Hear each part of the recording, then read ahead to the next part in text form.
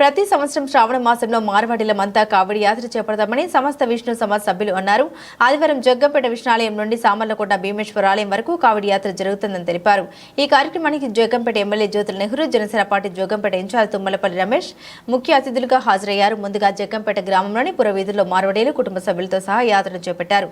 జై శ్రీరామ్ అనే నినాదాలతో యువకులు సైతం నృత్యాలు చేశారు. ఈ సందర్భంగా సభ్యులు మాట్లాడారు. శ్రావణ మాసం శివునికి అత్యంత ప్రీతికరమైందని, గోదావరి నది జలాలను తీసుకొచ్చి నింపి పాదయాత్రగా సామర్లకోట చేరుకొని పవిత్ర గోదావరి జలాలతో శివునికి అభిషేకం చేస్తామన్నారు.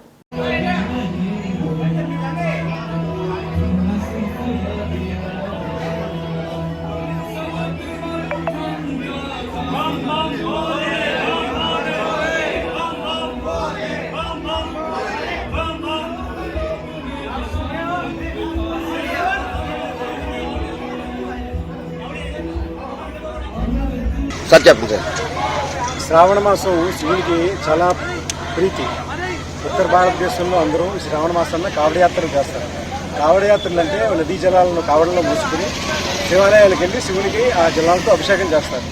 ఆ విధంగానే మేము జగ్గంపేటలో, కిల్లంపూడి, పత్తిపాడు, ఏలేశ్వరం, పెద్దాపురం, సామర్లకోటలో నివసించు మొత్తం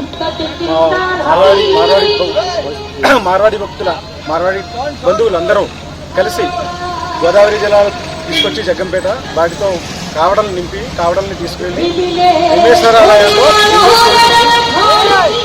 భీమేశ్వరుడికి అభిషేకం చేయడానికి బయలుదేరినాము. ప్రతి సంవత్సరం చేస్తున్నాం. ఎంతమంది సార్? 500 మందితో ఈ కార్యక్రమాన్ని మేము దిగ్విజయంగా సాగిస్తున్నాం. పాదయాత్ర అనేది చేస్తారండి. పాదయాత్ర జగ్గంపేట నుంచి సామర్లకోట వరకు కూడా పాదయాత్ర జరుగుతుంది.